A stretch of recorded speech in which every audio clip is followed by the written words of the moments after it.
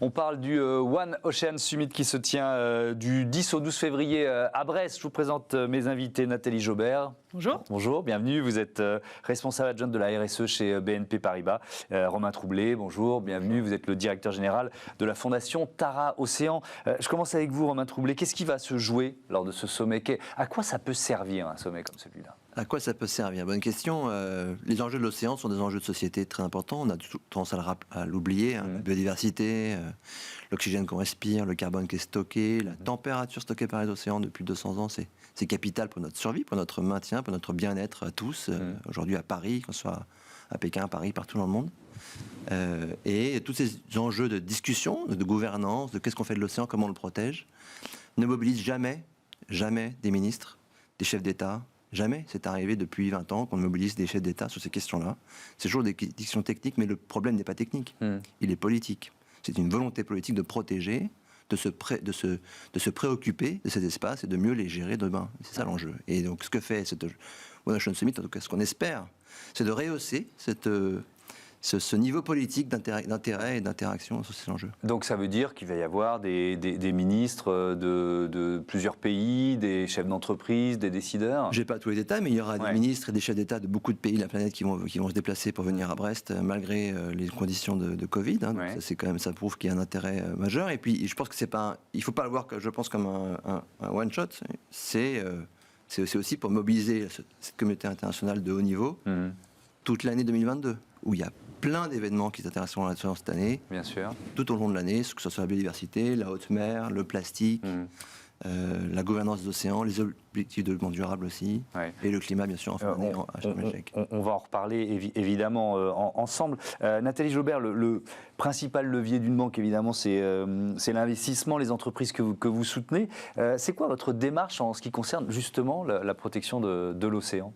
Alors, comme le disait Romain, l'océan, ça touche à beaucoup d'aspects de notre vie. Et nous, on est une banque qui finançons beaucoup de secteurs de l'industrie. Donc, la façon dont on a réfléchi, c'est qu'on a essayé de comprendre comment ces secteurs de l'industrie interagissaient avec l'océan et où est-ce qu'on pouvait vraiment avoir du levier. Et on s'est aperçu qu'on avait beaucoup de biais. Par exemple, on finance les bateaux, le shipping, c'est un levier important. On finance aussi la pêche, on finance des gens qui fabriquent du plastique. Nous, on en utilise. Donc, on a fait une cartographie de tous les endroits où on pouvait avoir un impact sur l'océan et on a essayé de définir comment on pouvait agir. Alors, si on prend par exemple les navires, c'est quoi? C'est aider à la transition écologique de ces bateaux, par exemple? Il y a vraiment les deux dimensions, la dimension climatique et la dimension de la biodiversité. Donc, les bateaux, c'est 80% des objets qu'on a autour de nous, ils ont pris le bateau à un moment. Donc, c'est vraiment un impact majeur. Si on arrive à rendre plus efficaces ces bateaux dans leur consommation d'énergie, on aura vraiment un gros impact sur le climat et, donc, on l'a dit, sur l'océan.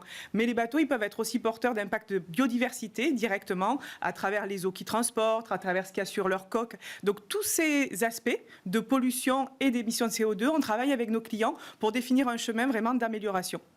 Avec, je crois, du financement de la transition écologique à hauteur de 1 milliard d'euros d'ici 2025, ça c'est l'engagement que vous avez pris. Exactement, on s'est dit que pour que ça existe en vrai dans la banque, il fallait qu'on mesure, c'est un indicateur qui est très important pour nous, donc on s'est fixé un objectif effectivement de 1 milliard d'euros en 2025. Romain Troublé, ça fait près de 20 ans, c'est ça, que la fondation Tara Océan développe une science de haut niveau, une science de l'océan de haut niveau. Vous l'avez dit tout à l'heure rapidement, et je voudrais vraiment qu'on insiste là-dessus. C'est notre principal allié dans la lutte contre le dérèglement climatique, l'océan. Il faut vraiment le marteler, ça. Il faut le marteler parce que ces écosystèmes sont très vastes. Je rappelle qu'on est d'abord une planète océanique. 71% de la planète est couverte d'océans. Donc ça prouve vraiment qu'il y a une très forte interaction entre cet océan et l'atmosphère, et donc les équilibres globaux. Et que ces océans nous tempèrent la planète, transportent la chaleur des tropiques vers les pôles et l'inverse.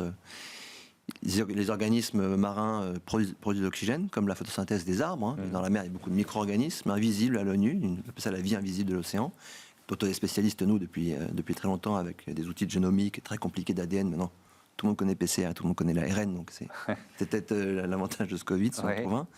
Et cette biodiversité-là, en fait, elle évolue très vite, elle est très sensible aux enjeux de température, d'acidité de l'océan, aux enjeux de pollution également, et comment ces services rendus par cet écosystème, parce qu'ils nous rendent des services tous les jours. La moitié de l'oxygène qui est produit sur Terre est produite par ces océans. Le carbone est stocké par les océans. La température, les protéines que beaucoup de gens se nourrissent tous les jours au bord des côtes provient de cet écosystème. comment ça va changer dans le futur, comment ça va évoluer, comme ce qu'on peut prédire, c'est ça la question. Ouais, et vous parliez tout à l'heure de la question de la gouvernance, ça rejoint la haute mer, c'est-à-dire qu'il y a ce qu'on appelle les eaux internationales en fait, où on peut un peu, quoi, alors je vais dire faire tout et n'importe quoi, évidemment j'exagère, mais il y a une vraie question là qui se pose. Parce qu'il y a, depuis 40 ans, on a décidé que les pays, la frontière des pays était jusqu'à 350 km dans la mer. La France, elle s'arrête à 350 km au large de Brest. Mais en fait, au-delà de ça, il y a toute une zone d'océan qui est immense. C'est la moitié du globe en surface. La moitié du monde appartient à tout le monde et appartient à personne. Elle est un peu un patrimoine comme ça, une espace sur lequel il faut qu'on s'entende pour le légiférer. On l'a fait pour les fonds marins, et maintenant s'occuper de la biodiversité qui est là. Il y a 40 ans, on n'a pas imaginé que les gènes, c'était de la ressource et de la richesse.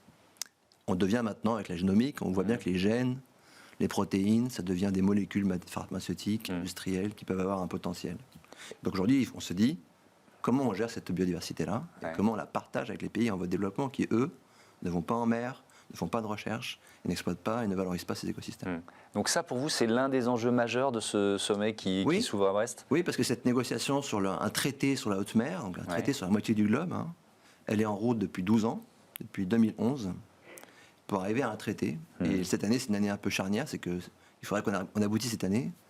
Mais ça fait 11 ans qu'on a des négociateurs et des juristes qui discutent entre eux de ce traité. Et maintenant, il faut que les politiques rentrent dans la danse en disant, voilà, ça nous va, on prend nos responsabilités, c'est là qu'on veut aller, et c'est là-dessus qu'on part sur un traité, et on négociera la suite dans les futures COP, comme on connaît celle du climat, celle de la haute mer. Nathalie Jaubert, votre action, elle passe aussi par les entreprises ou les secteurs que vous décidez de ne plus financer. Alors, qu'est-ce que vous faites en la matière ? Parce que si vous êtes tout seul à y aller, c'est bien, mais ça ne suffit pas. Donc, il y a une action collective, en fait, des banques. Oui, et c'est une des difficultés, ou des challenges qu'on a en tout cas, c'est-à-dire que... Il y a des secteurs qu'on ne veut pas financer, ou plutôt il y a des pratiques qu'on ne veut pas financer très souvent. Si je prends l'exemple de l'énergie, on sait très bien qu'il nous faut de l'énergie, mais on sait aussi qu'il faut la décarboner. Donc là, plus que le secteur qu'on ne veut pas financer, on ne veut plus financer, par exemple, de centrales à charbon. Mais si on est tout seul à le faire, la probabilité que les entreprises aillent voir ailleurs et aient exactement les mêmes financements est très importante. Donc on met vraiment beaucoup d'énergie à faire des coalitions d'acteurs pour que toutes les banques, ou en tout cas un grand nombre de banques, aillent dans le même sens et exigent les mêmes choses des entreprises. Et c'est quelque chose qui a mis du temps à se mettre en place, et on peut faire le parallèle aussi avec l'océan, c'est-à-dire que ça a longtemps été des sujets de techniciens, quel pourcentage, quel calcul. Et progressivement, nous, ça a été vraiment sous l'égide des Nations Unies Environnement que les banques se sont rassemblées dans une alliance qui s'appelle Net Zero Banking Alliance, où l'objectif, c'est d'avoir aujourd'hui plus de 100 banques qui représentent 40% des actifs bancaires du monde, qui se disent, nous on va aligner nos flux financiers avec un objectif net zéro. Et ça a un impact très fort avec l'océan, parce que il y a une interaction. L'océan, bien sûr, va absorber de l'oxygène, mais si on émet trop de gaz à effet de serre, sa capacité d'absorption va être complètement épuisée, et donc il ne pourra plus jouer son rôle. Et on le voit déjà avec les sujets d'acidification, avec les sujets de captation des gaz à effet de serre. Donc nous, on pense que notre action sur le climat, elle a une importance directement pour le climat, mais aussi pour la biodiversité et pour l'océan. Donc voilà, et elle passe par une alliance avec nos pairs et surtout avec les entreprises. Justement, quel rôle vous attendez de la part des entreprises, quel rôle elles peuvent jouer pour la préservation de l'océan ? Les enjeux sont tels. Ce qu'on voit en océan, moi je passe notre temps en mer avec la goélette Tara depuis 20 ans, et ce qu'on voit en mer, les enjeux qui se déroulent, pour être à l'échelle de ça, il faut travailler ensemble. Et le levier de la finance est le plus gros levier qu'on a. Ça me paraît même plus important que le levier du citoyen, en fait. Parce qu'en fait, le levier de la finance, il se démultiplie dans tous les secteurs de l'économie. Comment demain, c'est financer l'économie circulaire plutôt que l'économie non circulaire. Et c'est ça, en fait, ces grandes orientations qui sont importantes à cranter, en fait.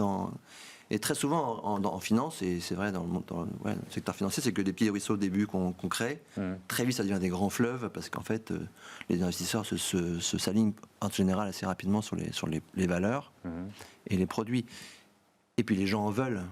C'est ce que j'allais vous dire, le levier est plus puissant que peut-être que le levier de la consommation, mais vous êtes aussi, vous, poussé par vos clients. C'est-à-dire que c'est devenu, c'est devenu aussi un argument tout simplement marketing, mais c'est pas un gros mot, et même un argument stratégique. C'est-à-dire que sans ce positionnement, la banque elle va rester toute seule sur le chemin. Quoi. Vous voyez ce que je veux dire ? On est très content que nos clients nous poussent aussi sur ces sujets-là. C'est-à-dire que nous, par exemple, un des fonds qui fonctionne le mieux, c'est en épargne, c'est un fonds qui est lié à l'eau, et on le voit, les gens, ils ont envie aussi que leur argent serve à quelque chose et qu'il soit orienté vers des choses utiles. Donc, bien sûr, nous, on est obligés, ça fait partie de notre stratégie, de notre envie, mais on attend aussi que nos clients ils soient exigeants avec nous. Romain Troubalet, il y a un enjeu important qui est l'enjeu de la recherche et du financement de la recherche. On en sait assez pour protéger et pour se dire qu'il faut se bouger très très vite là, sur ces sujets-là, ça c'est sûr. Maintenant, pour prédire davantage ce qui va se passer, pour mieux comprendre, pour mieux aussi valoriser ces écosystèmes de façon durable demain, il faut faire de la recherche. Nous, on a découvert avec Tara, qui est une équipe avec le CNRS, bien sûr le CEA, des 25 laboratoires dans le monde impliqués, on a découvert 250 millions de gènes, on a découvert 100 000 espèces de microalgues, on a découvert tellement de choses, quasiment tous les virus marins connus ont été découverts par cette équipe. C'est pas normal. On devrait en connaître beaucoup plus. Et en ce moment, il y a une décennie des Nations Unies pour la recherche marine qui est en place depuis 2021 jusqu'à 2030, qui est là pour essayer de mobiliser aussi tout le secteur financier, les États, etc., pour se mettre ensemble, en coalition, pour adresser ce gap de connaissances qu'on a sur les océans aujourd'hui. Et Tara, bien sûr, est un des acteurs à la mer tous les jours qui passent. Au moment où je vous parle, le bateau est en Antarctique pour faire de la recherche.